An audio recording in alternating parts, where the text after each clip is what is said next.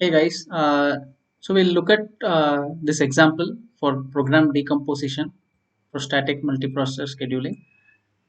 So we will start with this matrix multiplication. So we're going to multiply matrix A and B to get the product matrix C. Okay, so there are two types of nodes that we have here. The first one that uses a multiplier, the other one that uses an adder. Okay, so in this you take a multiplier, so it takes A and B, aik and bkj, and it will give you the result aik and bkj. Okay, the time the multiplication of these two together.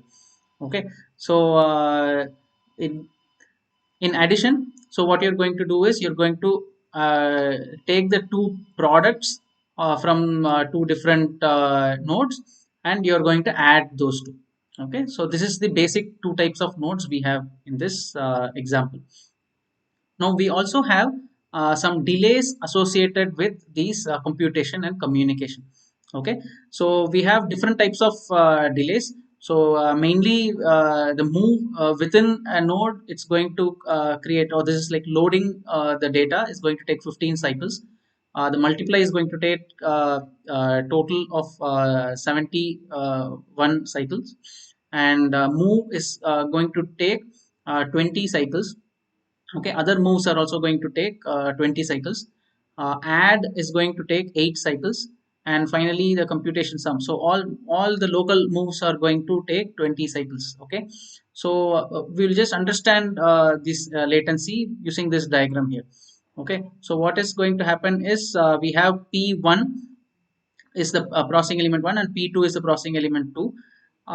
So we are loading the data from p1 to the memory, so right. So that's your so all these moves across the processors is going to take 20 cycles, right? So move is going to, so t1 is going to take 20, t2 is going to take 20. Okay, similarly t4 and t5 are also going to take 20 each.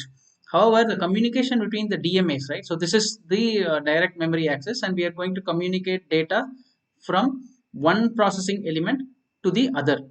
Okay, so when you're communicating it from one processor to the other, it's going to take more time. So we are assuming it's a serial link, and it takes one clock cycle to transmit one bit. Okay, assuming a 32-bit processor, you will get T3 to be 32 bits. Okay, so together, if you are going to pass data from P1 to P2, then it is going to take a total of 212 cycles. Okay, now this is the actual computation. So we are going to do this computation this way: C11, C12, C21, C22, and final sum. Correct. So this is how it should be done. And when you actually get the final program graph, it is going to look something like this. Okay, so you're going to do independent multiplications, and you're going to do the binary tree addition. Okay, to get the final sum. Clear. So now what we have to do, we have to now we have chosen the grain size, so multiply each one is the grain size, and we also have to do the scheduling. Okay, so now we based on that, let us assume we are going to do a sequential schedule. This is a serial processor, we just have only one processor, and with that one processor, how much are you going to achieve, like how fast can you compute this 2 by 2 matrix multiplication.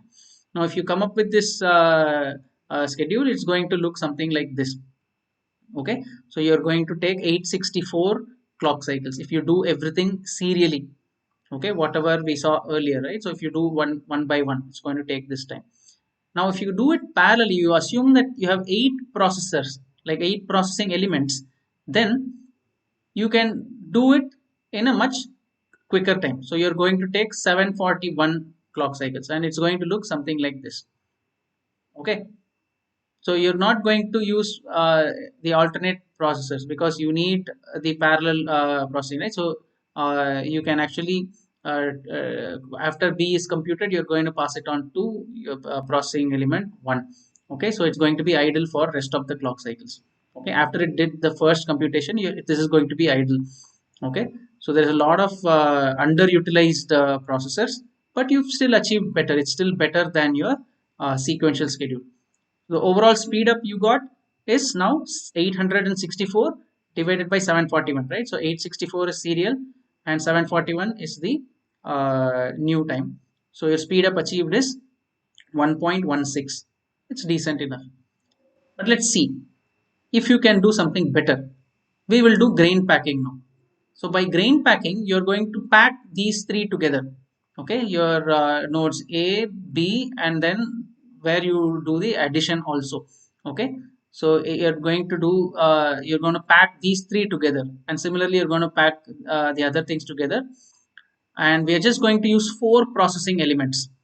Now, after grain packing, if you do this, so now what have you achieved?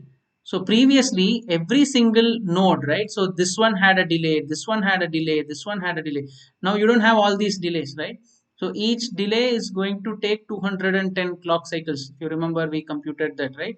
So now you're going to pack this, and these communication will happen within the same processor. Okay, so you're actually avoiding that communication delay, but you still have to incorporate this delay because at some point you have to transmit to the other processor, right? So for that you will incur some delay. Now let us see how the schedule looks like. So all these things will happen uniformly, and then there is going to be a communication delay, and the remaining three is also going to happen in one processor, right? So you have optimized it to 446 cycles compared to 741 earlier. Okay, so now the speed up achieved is 864, which is the serial processing, right? 864 divided by 446, it is 1.94. It's almost you have actually doubled the speed, right? So you've saved so much time by doing grain packing. Okay, all right. Thank you, guys.